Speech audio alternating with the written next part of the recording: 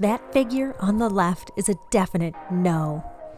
This video is designed for individuals who want to learn to repaint their minis. So if you have a degree in art, if you've been repainting minis, if you have a lot of fancy tools, you're not going to like this video. So please don't kill me in the comments. This is Black Cat Crafts. My channel is designed for people who are looking for easy Halloween crafts, dioramas to build to elevate their Halloween villages, and more. Today's video is going to focus on fixing that witch. So her factory paint job was awful, as you can see. Lots of sloppy workmanship, just confusing paint palette, and I'm going to take it and elevate it.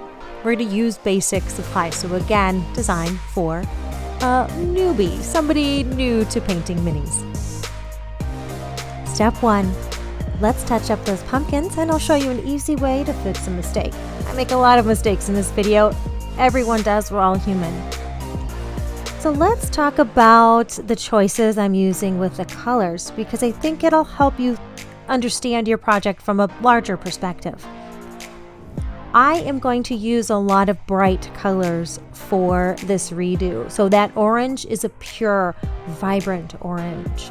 When I redo her dress, it's going to be a rich, luscious purple. This fits my overall diorama. In the diorama, the buildings have bright colors. The pieces for accessories have bright colors. Everything in general is very vibrant, and I want her to fit in. Now, as you can see in this little piece that I zoomed in, that orange isn't totally covering the purple area very well. And that is because I've added a touch of water to my orange paint. This gives it a great deal better flow, and I am going to go back and do another layer of the orange to get perfect coverage. So as you're working with your paints, you will need to make some decisions and sometimes change your strategy based on how those paints sit on these resin and plastic pieces. I did like the initial design of the stack of pumpkins where the pumpkins weren't all the same colors. So you'll see that I'm darkening that one pumpkin, but using a lighter orange. I like that theme, so I decided to keep it. You'll notice later on in the video I do change some colors, so keep that in mind as well, as that's an opportunity for you. If you want all these pumpkins to be the same color, go for it. Again, this orange it's got a touch of water in it, so it's not going to cover perfectly the first time. What I didn't explain before when I mentioned it is that the reason you do that is to help the color flow, but also to make sure that you're not lumping the paint in and actually ending up hiding some of the detail, like the ribs of the pumpkin or the folds of her dress, with the paint. So you can actually build up the paint so much that it hides the detail, and you definitely don't want to do that. So there you see, I made a mistake. I put some of that orange from the pumpkin on her dress.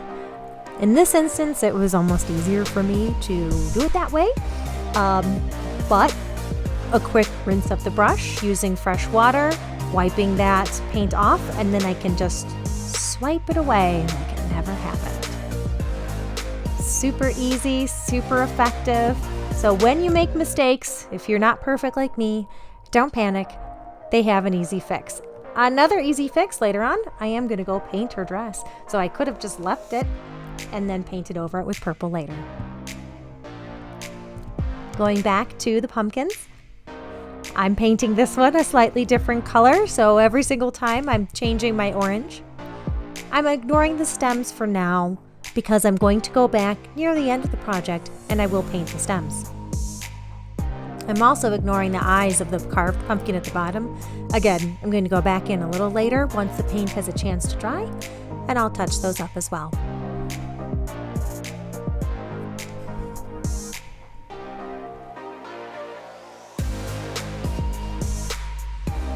So the pumpkins on the bottom have had a chance to dry a little bit more.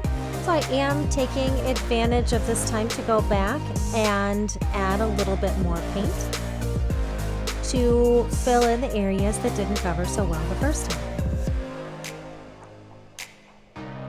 Right there, I'm doing something kind of special. I'm taking the orange from the middle pumpkin just below this one, and I'm adding it to some highlights. So areas where the light, if it's shining from above, would touch. This is not required, but it's something that I like to do to really make the elements of this miniature pop. So I recommend when you do this that you're not using the full strength color. That again, like before, you add a little bit more water to the color that you'll be using. That will allow you to build the highlights up rather than have a very stark contrast between the two colors.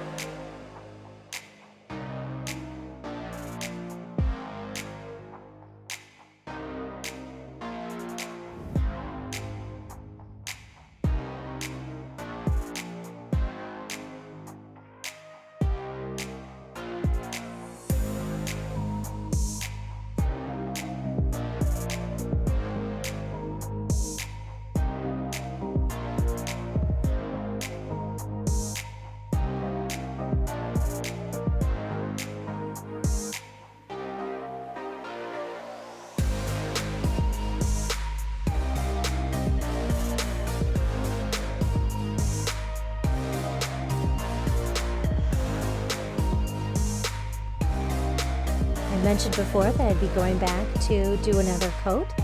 The paint is definitely dry, so I'm doing another layer on the parts where the pumpkin was painted purple on accident. It came just out of the box like that. So going back in to correct that issue. Very careful to put the paint on just heavy enough that it covers, but not so heavy that it hides in the detail.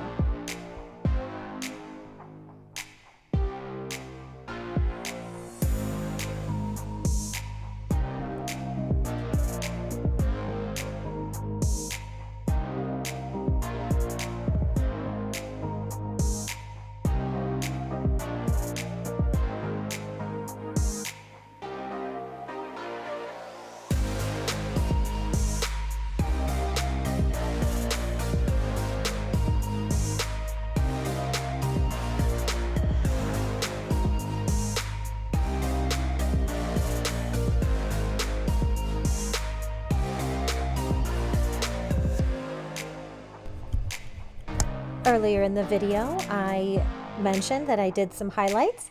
Here's another example. Now this time I am using, I'd say, dots of very watery color.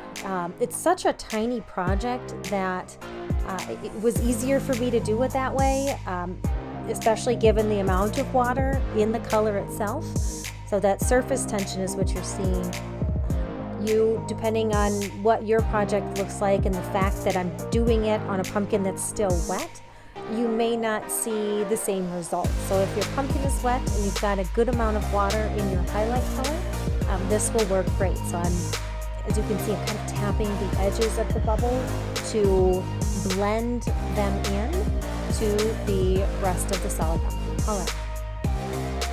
All right, next, let's work on the big pumpkin. Again, I had kind of a messy paint job, and I wanted the pumpkin to have a brighter color. So I am using a vibrant orange for this time, and I again watered it down a little bit, as you can very well see, and we'll be doing several coats to get the desired color intensity and coverage that I need.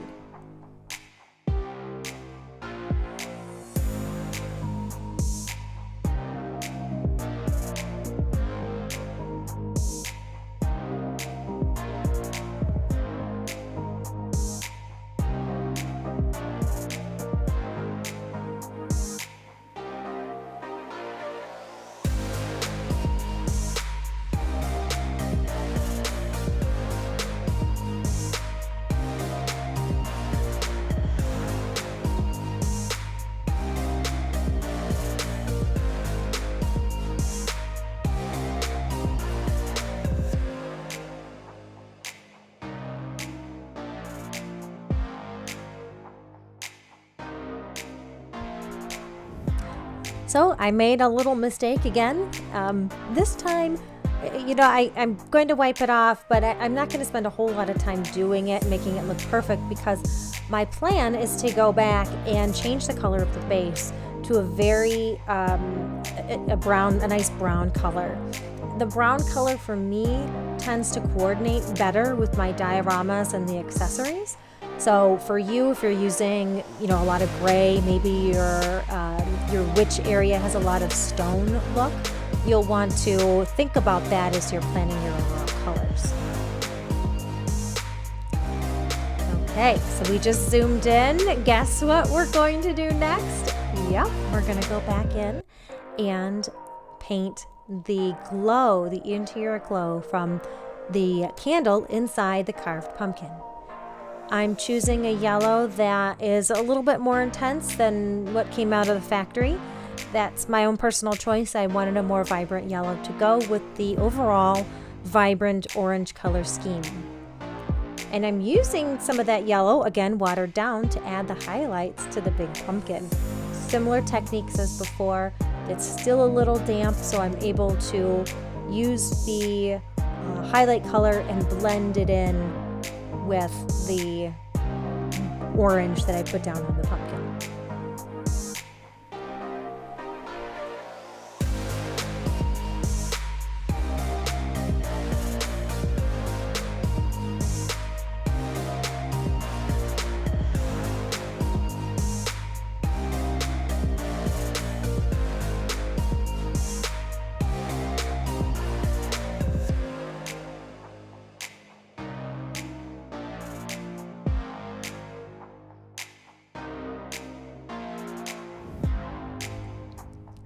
So now that we've finished the pumpkin, let's look forward to step 2. In this step, we're going to add some shadows, darken the base, and let's do some changes or fix her boots. So what do I mean by adding shadows? Well, you know, if the light is coming from above, like directly above, 12 o'clock noon, the area underneath her with her leg and dress over the pumpkin in the ground would be darker. So I'm using this kind of middle brown to darken the area around the pumpkin. I did decide a little later on in the video that I didn't like this brown. I didn't find it dark enough. So it will, in the end, become much darker, as you probably recall from the initial photo on the teaser for this video.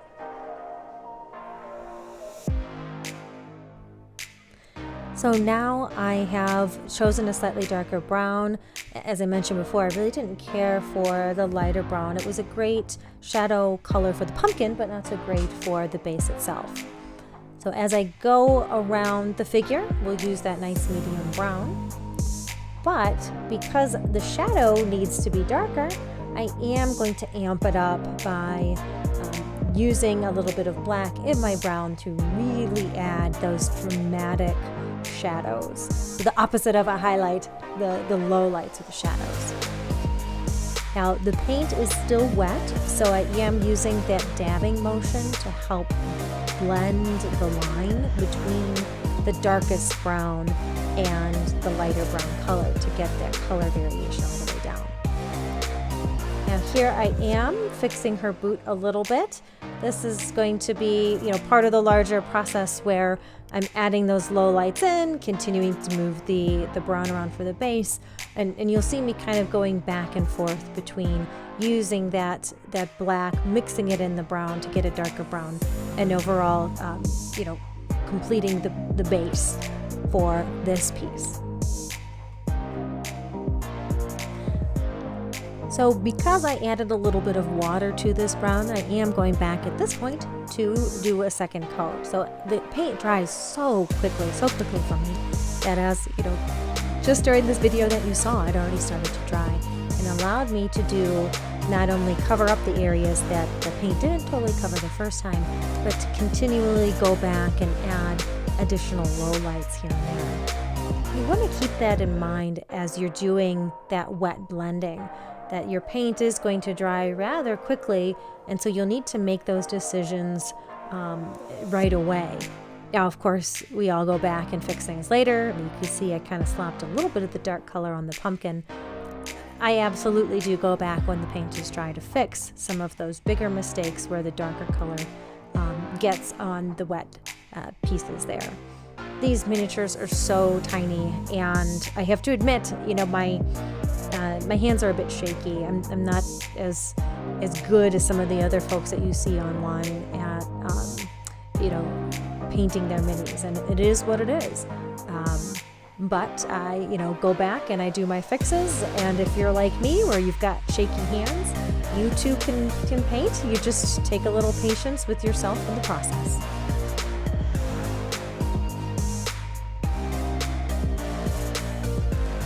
We've finished step 2. Let's move to step 3, where we add shadows and highlights to the pumpkins.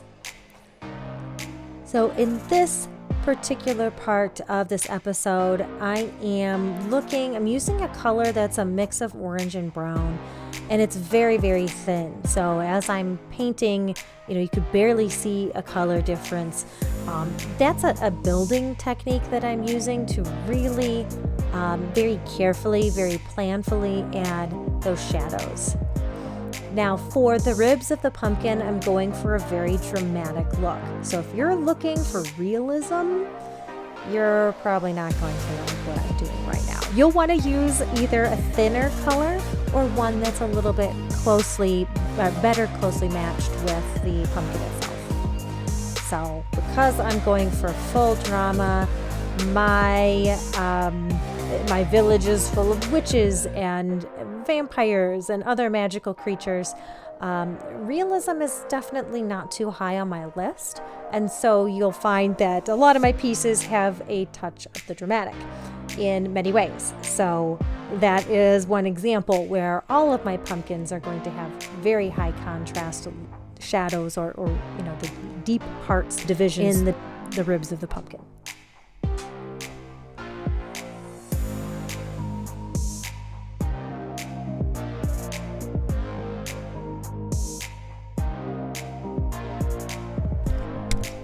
So I'm continuing to darken the ribs of the smaller pumpkins. I'm using a less intense color than the big pumpkin because I don't want to draw too much attention away from the witch herself. So it's another design consideration as you're going through the overall conceptualization of your miniature, is what you want to draw attention to and what you don't. These pumpkins are really cute, but they're overall secondary in my mind to the witch herself, the big pumpkin that she's stepping on, and then the pumpkin in her hands, the one that's carved. So these are minimized in that way.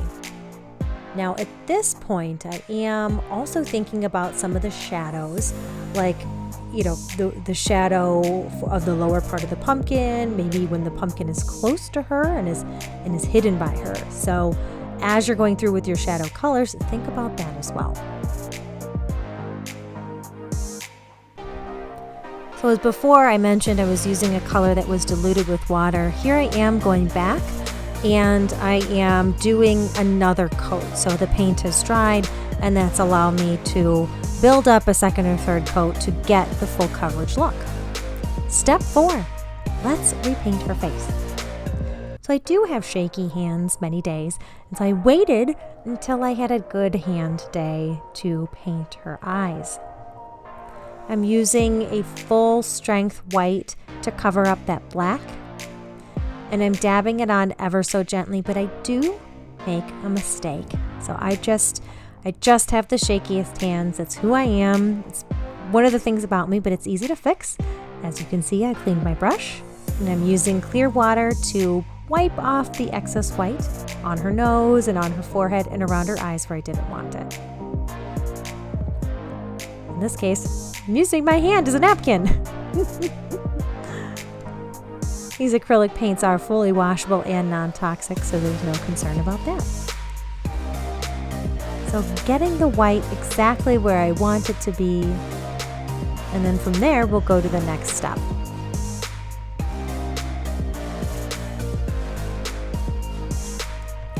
So now that we have the white only in her eyes, let's make her lips red. This is very difficult for me to do because it is so very tiny. So take your time and be patient with yourself.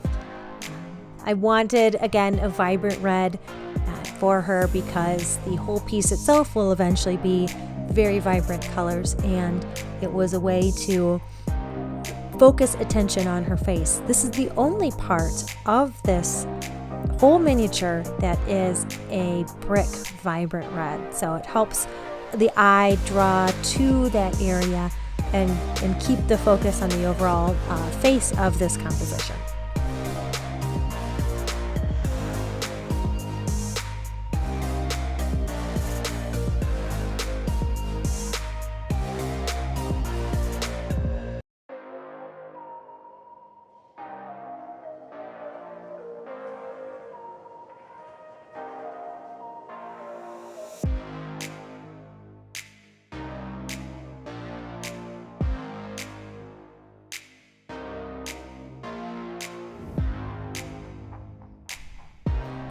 So here's how it looks. We've got the white in her eyes and the red on her lips. I think she looks pretty great. So let's talk about ways to make the black part of her eyes, and this is a fail. I thought maybe, a nice small Sharpie pen would be a good fit, but the piece itself isn't flat. And so the Sharpie really had a tough time putting ink down where I wanted it to go. So don't try this on this specific piece. If you do try it on one of yours, be prepared that it might not turn out like you'd hoped. In this case, I did end up repainting it because I just didn't have the control that I'd hoped for.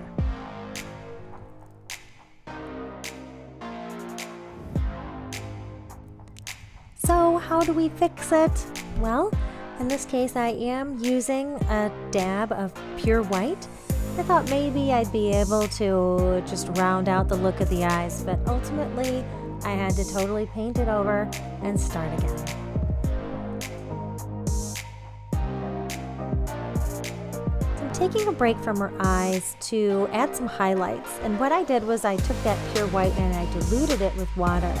So as you can see there, I'm just adding that diluted white to the highlights of her cheeks, her nose, and her chin. Now, if you do makeup and you're familiar with contouring, it's exactly that. So if you're not familiar with contouring, pull up a makeup tutorial or do what I just did there. Think about where the light is hitting her face. It hits on the bridge of your nose, on the high parts of your cheek, and if your chin juts out a little bit, on your chin as well. I'm using a very diluted white, and as it dries even less opaque than it's looking right now on video. Turned out to look really great. I was really happy with the outcome of this particular part of the video. Her eyeballs, not so much. I'm about to repaint those suckers. As you can see there, I've repainted them, and now I'm using black, and again, having a really steady hand day, and I'm going to add the black parts of her eyes where I wanted them. Key thing to point out here is I'm trying to be very careful not to put the black in the same parts of each eye. that's a really unrealistic look and can actually make your character look a little off, and not in a good way. So when you look at a character's eyes, let's not look at cartoons so much, but in some cases cartoons, but in images of people, you know, photos of yourself, your eyes are going to be ever so slightly different. So the black part might be in the center of one and then slightly shifted either to the right or left in the other. And that is because you're focused on a point in the distance and your eyes are looking to the same place, but they're not physically in the same place on your face, right? You've got two of them and a nose in between in the bridge. So because of that, the pupils of your eyes will never be in the same spot. So just consider that placement as you are adding the black into your character. Where is your character looking?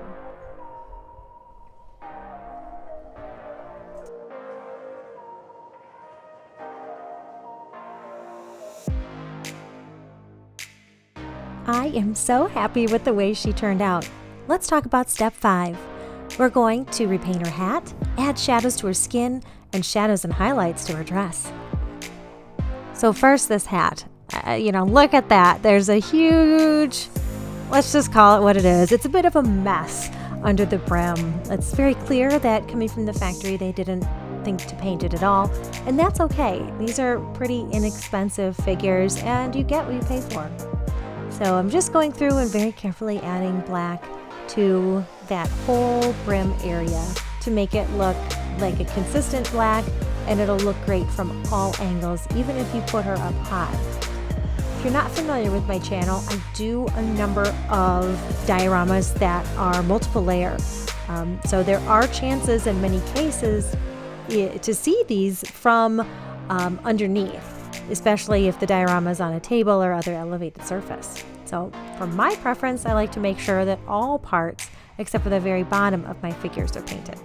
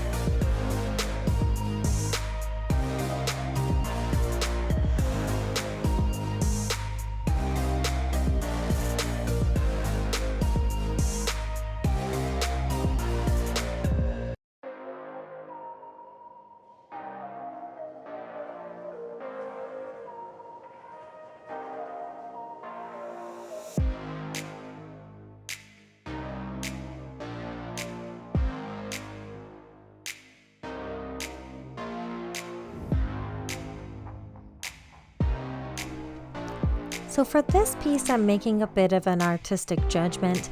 The hat actually rises up in a bit of a strange way to meet the top of the pumpkin. I'm not certain I could take, maybe a Dremel or a sharp tool and carve that out without breaking the whole figure. So I made the artistic choice to have it be black so it kind of blends in. Now I'm fixing the edge of the band. I am going to go through later on and paint the band, so I'm ignoring the part on the bottom where it kind of rises up, and I'm only fixing the areas where I wouldn't want the orange in the future. Let's talk highlights. I'm using a very, very thin, watered down light gray to add highlights to the top of her hat and any areas again that are raised up where light would hit it. Now this gray has a lot of water in it, and I did that because I did not want the actual hat to look gray. I only want those areas where the light hits it to really stand out, so to have highlights. So if you look at a photo of something that is black, it will actually have many shades of gray in it in most parts because of where the light hits it. So just kind of think about that as you go through and paint your figures.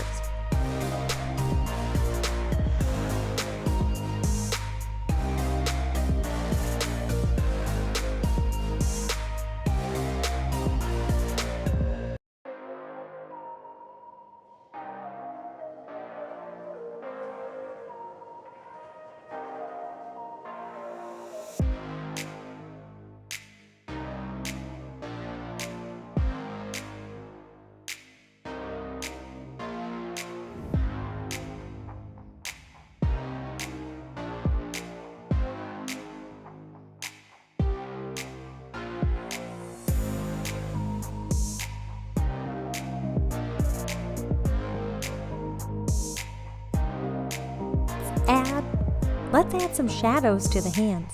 I'm using an extremely watered down dark orangey brown for this step. So the reason this works is that the watery paint is going to sink into the space between the fingers. In this model, that space is actually a depression, so it was carved in when they made the design. So the paint will sit in those low spots, and I'm wiping it very carefully off the high spots of her fingers to make it look a little darker and add some great definition. Now I've switched to a pure darker orange, and I'm going to finesse the area around her thumb. And as you can see, oops, I got a little bit on her thumb. So I'll quick clean my brush on my thumb, and I'll just use my brush to wipe it off so I get the paint exactly where I want it to be.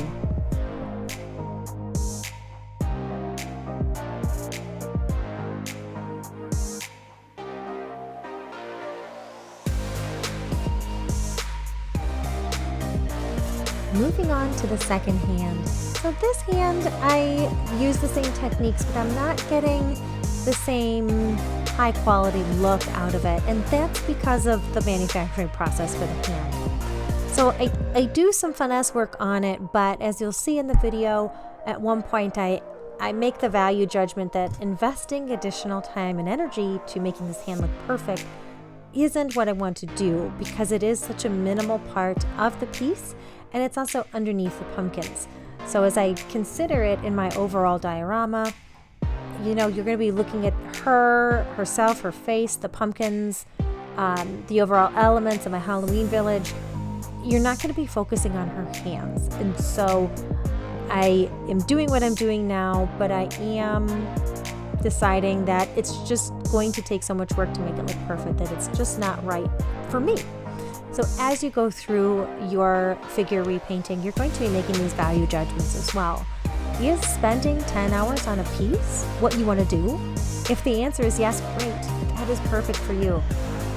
I don't have the patience for something like that, nor do I have the time. So in addition to having a YouTube channel, I have a full-time job, I've got some fur babies, I've got a real kid, and friends. Occasionally I want to have a beer with somebody. So I did, again, you know, make that value judgment to decide, you know what, this is pretty darn good for the level of what I want in my village. So do what's right for you. Moving forward, let's work on her dress. So I'm using, again, a watered down dark purple for the shadows, and I'm putting it on a little bit sloppy, and here's why. As it starts to dry, it will dry more clear than it looks now because of the water that's in it. But I'm also going for high drama. I also know that I'm going to be repainting the midtones and the highlights. So going back to my previous comment about a value judgment with her hand, same thing here. These lowlights don't need to be perfect because I am going to go overall repaint the entire dress later, and I'm starting with the darks. So anywhere where the dress will be in relative shadow, I'm adding that beautiful deep dark purple. Definitely under the pumpkins where there'd be shadow, definitely in the depths of the wrinkles of her dress. And I will be doing multiple coats, so you can see that the paint sometimes goes on a little unevenly. Sometimes that's by design, and as you can see here, I'm kind of brushing it out in areas where I've decided that I want a smoother look. I could have primed this piece and avoided some of that little bit of extra work, but the goal of this video is to be an easy repaint, to limit the steps, and I thought it would be easier for a beginner to see existing colors that we amplify for a final product rather than to paint the whole thing primer gray and start from scratch.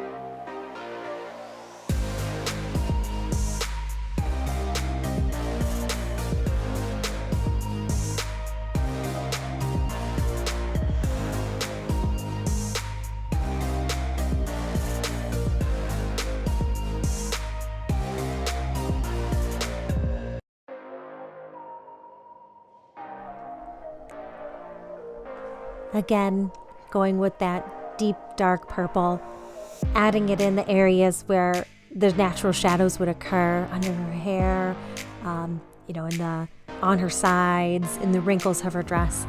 And I'm blending it out. So underneath her hair, it's not as intense as in some of the wrinkles of her dress or by her arms. After this step, I am going to go ahead and do some lighter colors, so you'll get to see the highlights, and then overall the blending to make the whole dress itself a more vibrant purple.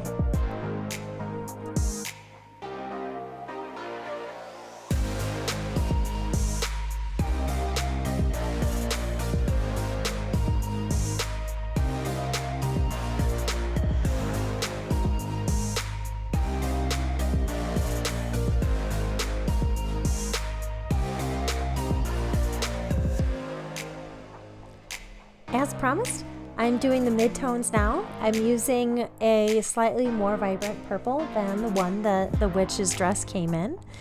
And I'm putting it over the areas where I don't necessarily want shadows, but I also may not want highlights. So I will go back a little later on and formally do the highlights, so you'll see that as I go through. But it is, in general, a richer purple, not as dark as those low lights, those shadows, but certainly, a beautiful color that will help my witch fit in better with the larger theme of intense colors in my Halloween village.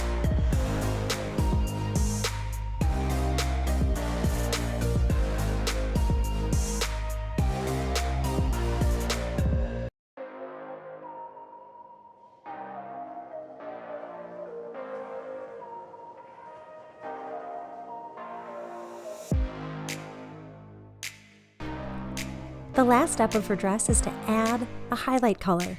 This highlight is water mixed with that medium purple and some white. And you can see I'm getting some pretty good coverage. That's because of the white. So white is a very opaque or solid pigment. And even though it has the same amount of water, it's more intense. So I'm going to dab that highlight color a couple places where I want it. And then real quick, in just a second or two here, you'll see me making a flicking motion to help blend that white in with the mid-tone of the dress. So this is still a little bit damp all the way through, and that allows me the chance to continue to blend. Now, do you have to do that? Absolutely not.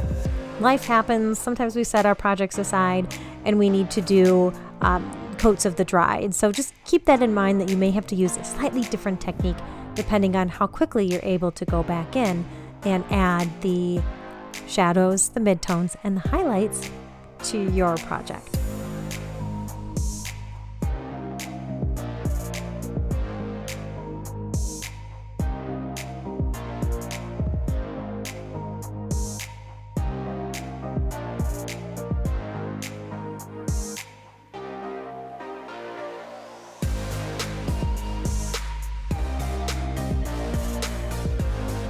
All right, so here I'm continuing to add some highlights, but I'm making a decision in my head that I want to see a darker color there in the corner of her arm and behind those pumpkins, because that would naturally be in the shadow. So I am going back in and adding a little bit of a mid-tone color to help cover up some orange that you can see there, but then definitely using that luscious shadowy purple for the wrinkles of her dress, and again, the parts of her dress that are hidden by the shadow of those pumpkins. So I'm choosing to be very dramatic here. I am blending, of course, but it's a dramatic piece, and my style is a little bit more dramatic itself. So I'm kind of limiting some of the blending. It also helps make this a faster repaint than if you would spend hours and hours blending your colors.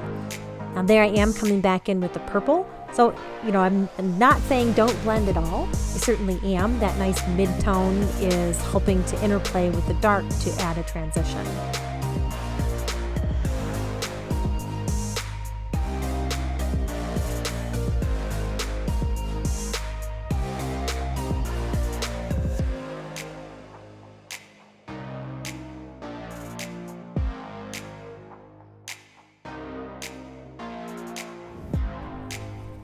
So in this step, I am doing a lot more touch-up paint. This could be with the mid-tone color and really going back in and getting all the parts of her dress that weren't colored with the mid-tone, softening those hard edges where the shadows and highlights are, in general getting a good coverage. Now I want to point out that part of her dress has that weird seam at the bottom. That's a manufacturing defect. If you're watching other videos about repainting miniatures, a lot of times they're doing a step in the very beginning where they are using a sharp knife or maybe some sandpaper to get rid of those. I recommend doing that. The reason I didn't is because the audience, the design of this video is easy. And to get to easy, I took out every single step that was value judgment non-essential, to make this as fast as possible. So if those seams bother you, highly recommend checking out other videos that talk about how to get rid of those using, sharp knife, sandpaper, and a combination of those two things.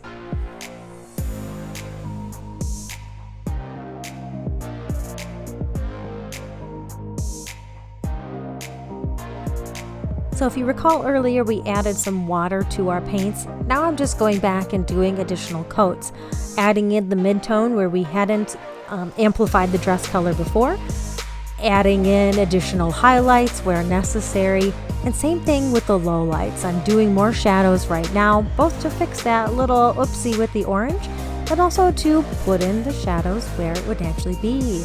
So hiding behind her hair, in that area by her arm, in that area by her neck, which was curiously painted purple at the factory.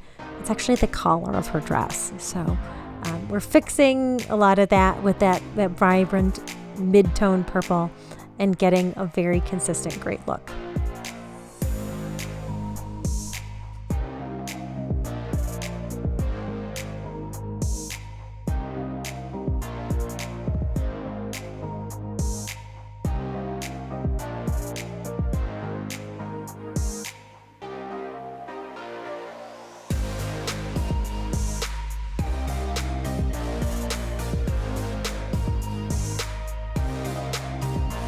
Uh-oh, I made a mistake. I got a little bit of that shadow color on the pumpkins. It could stop right there, clean off my brush, fix that issue right away. And there's nothing wrong with that. But I was feeling really good about the shadow work I was doing, so I decided that I would leave it and then come back a little later once it's dried to paint over with the orange.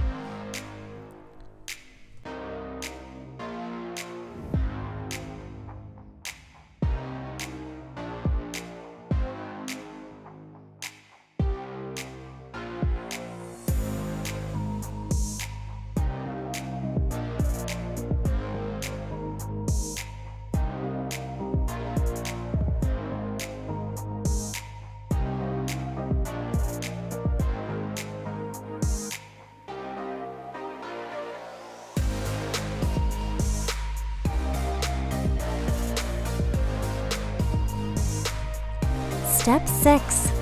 Let's repaint her hair, her boots, and we'll add some updates to the pumpkin stems. Originally, this minifigure had whitish gray, kind of messy hair. I have a lot of witches already who have white hair, but what I don't have are witches that have other colors of hair. Because I went with a more traditional looking witch, I decided to go with a more natural looking hair color, and in this case I chose a nice reddish brown. This initial paint is a nice medium brown, and it will serve as our base coat. So because this minifigure has a lot of texture in the hair, I will go back later and I'll show you once it's dry how I add in the low lights to the hair, the shadows. So stay tuned for that. So initially I'm just going through and painting everything this lovely medium brown. Pretty basic technique here, just making sure I get enough of the paint on my brush I am watering it down ever so slightly to make sure that it has good flow, but also that it doesn't build up and cover up some of that wonderful, wonderful texture that is already on the figurine.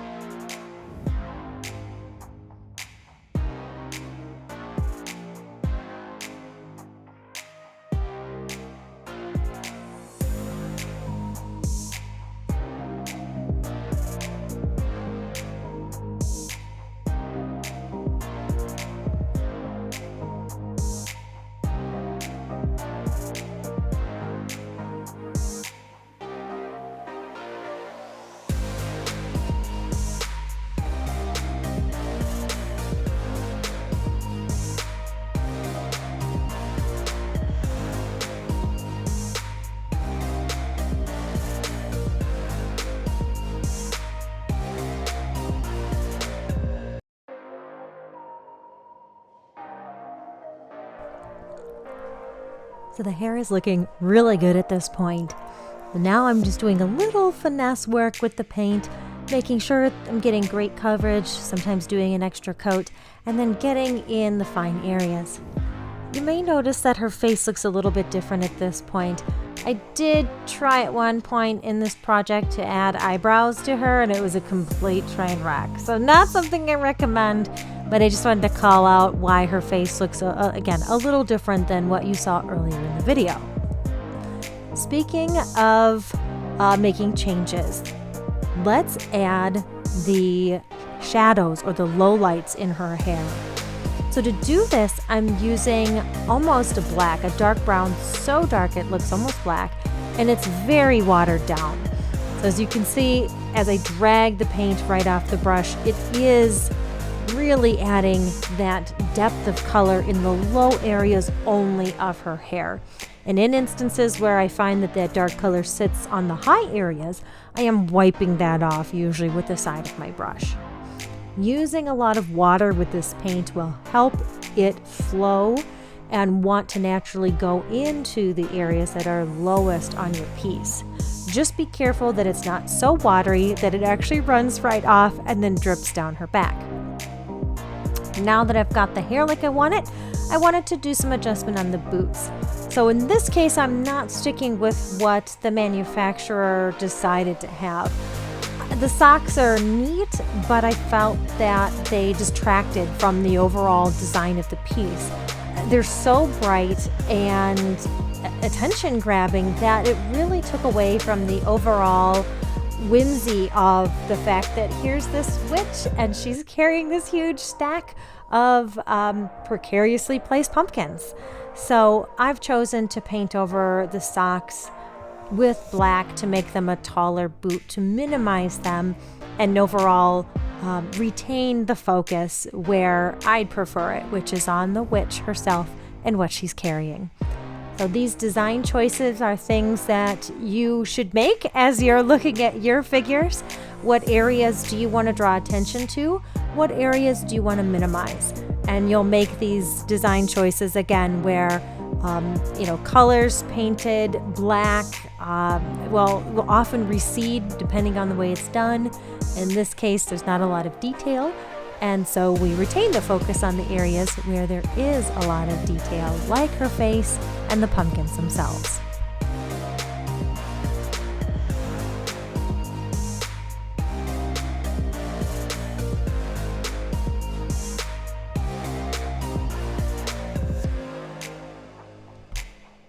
No more socks. The socks have been turned into taller boots and they really look great.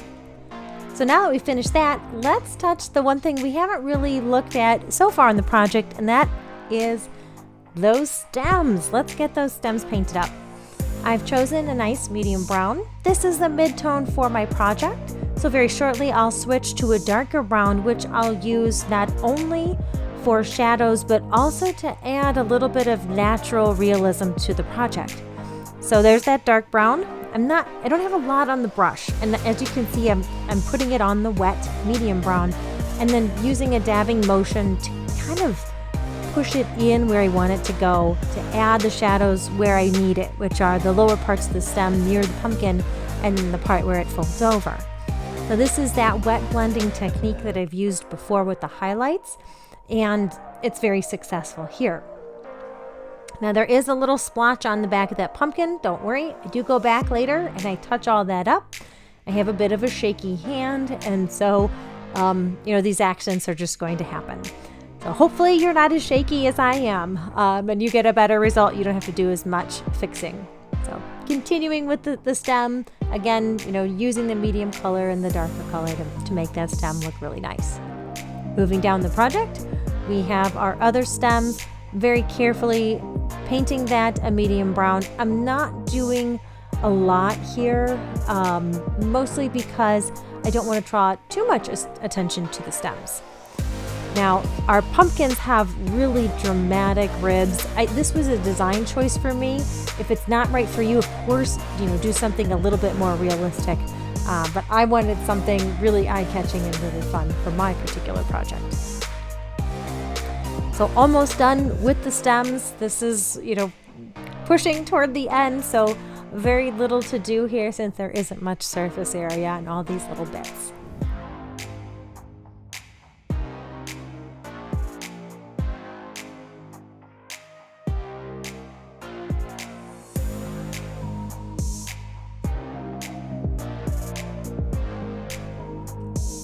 She's looking great so far. Those stems are almost done.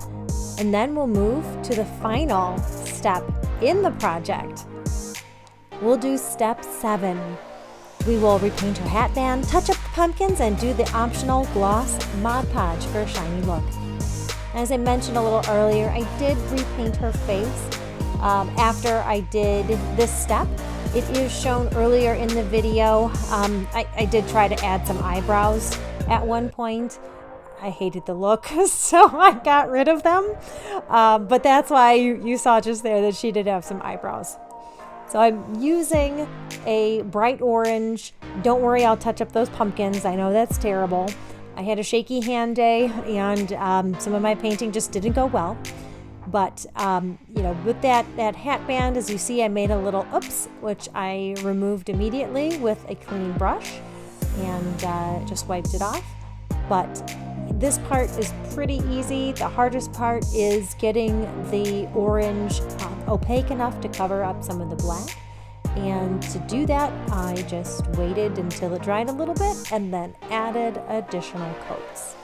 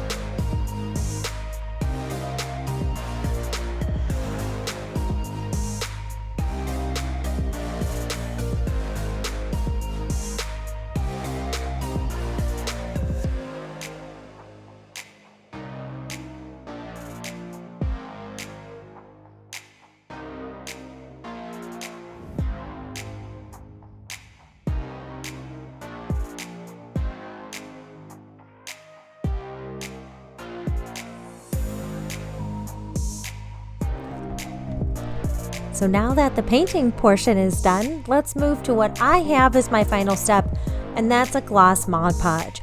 Now the paint that I chose is an acrylic. It's not glossy itself, but the majority of my pieces have some sort of finish that is either high gloss themselves or a semi-gloss. So to have her fit in and look very seamless, I needed to add a gloss to her as well. I also really enjoy the gloss look. I think it's really attractive and it makes a Halloween piece look finished.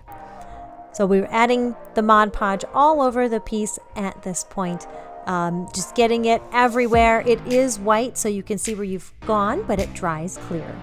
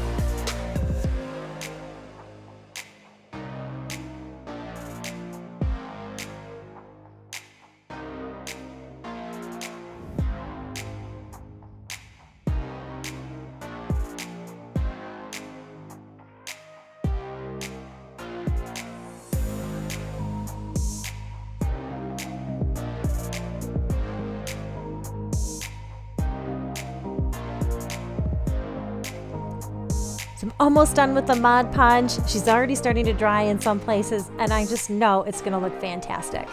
As you can see there, what an amazing result. Easy repaint with basic tools. This is Black Cat Crafts, and I focus on easier projects for your Halloween village. So I hope to see you in my comment section. What crafts would you like to see for your village? And I'll try to break them down for you. Thanks for stopping by.